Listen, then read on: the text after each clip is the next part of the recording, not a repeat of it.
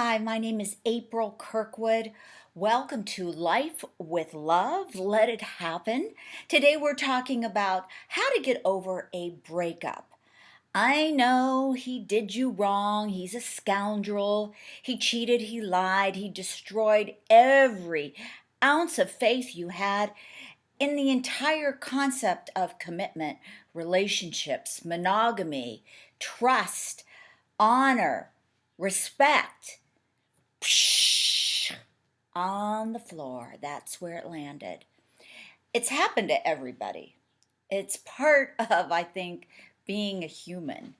Um, when my husband, soon to be ex husband, decided that he was madly in love with my first cousin, I turned into the Wicked Witch of the West. I mean, I was so full of rage, and all I wanted to do was make him hurt the way he hurt me, make her hurt the way she hurt me. I felt violated in every single way possible. And I did some things that were really not very nice. As I look back, that was years ago. I shudder that I would be reduced to such a hurt female that I would retaliate in some of the ways that I did.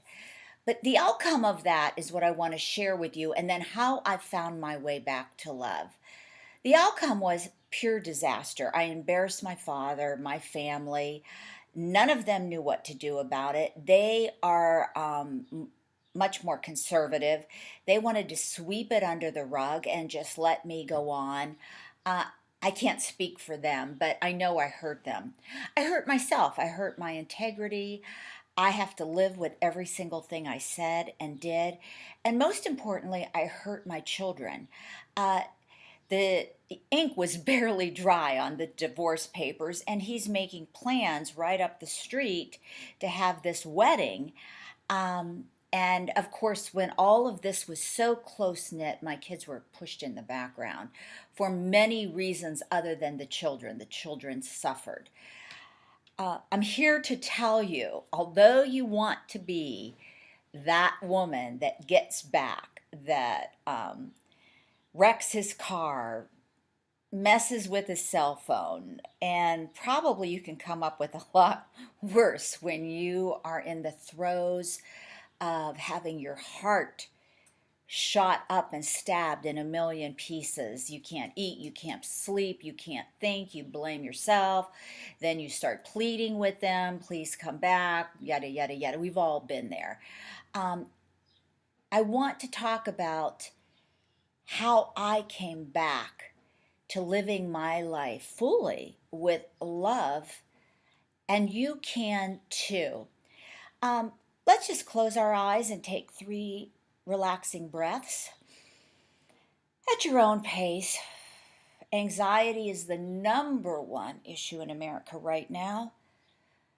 So it's very important that we do self care in any of our practices. Uh, and let's set our intention. Please, I intend today, with your help, dear God, to learn new ways to heal, to learn new ways to see the broken parts of my life, and to renew my life with love and joy. And so it is. So, what if I told you some of the ways that I got back to who I am today? I didn't change my ex husband. I didn't change some of the other idiots in my life. I didn't change some of the pain.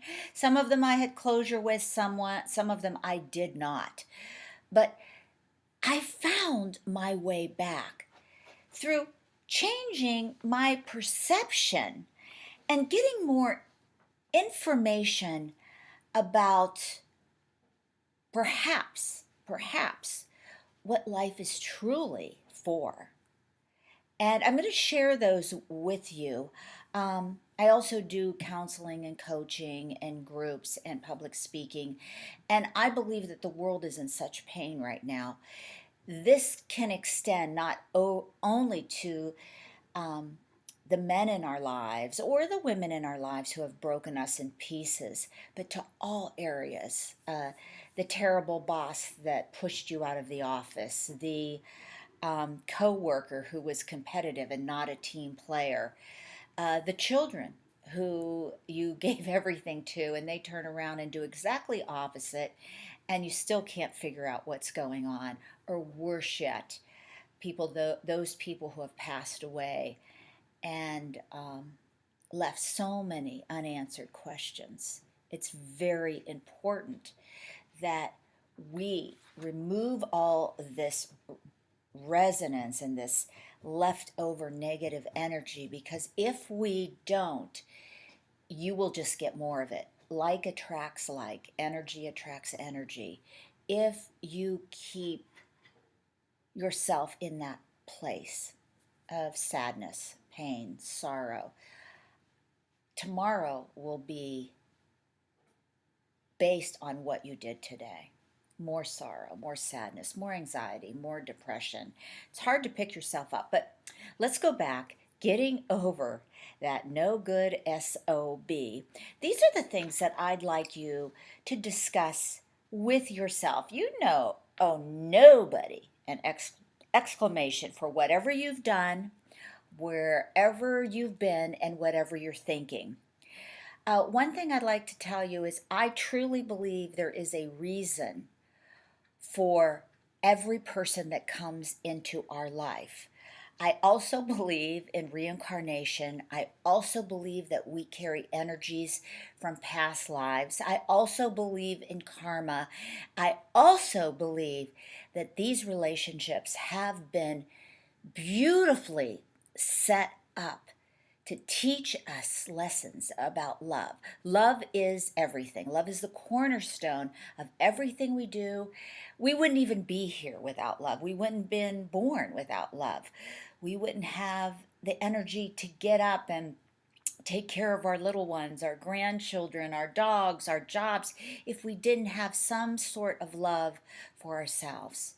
So everything I talk about is going to circle around those energies, realigning them to where you are supposed to be.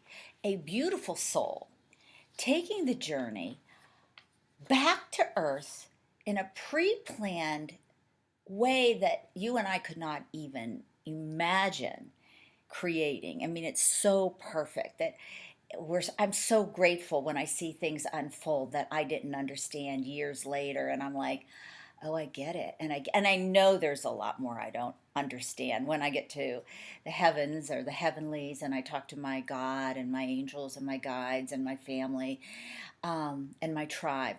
It will all be made clear. But right now it's not. You're hurting. You want to stab his eyes out with I don't know, a knife?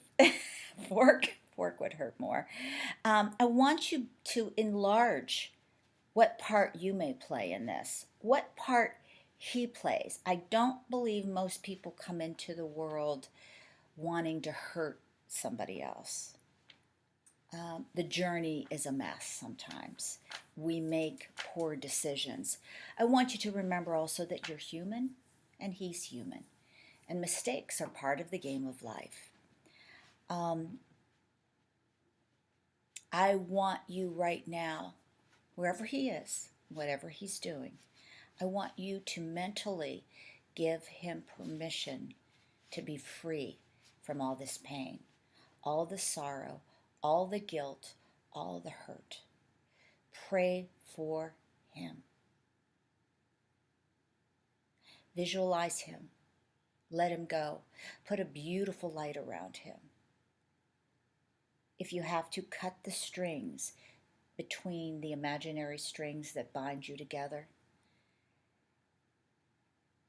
Sometimes I imagine myself loving them, holding them, having a conversation, but I free them to learn their lessons. Whatever they are, it's none of my business.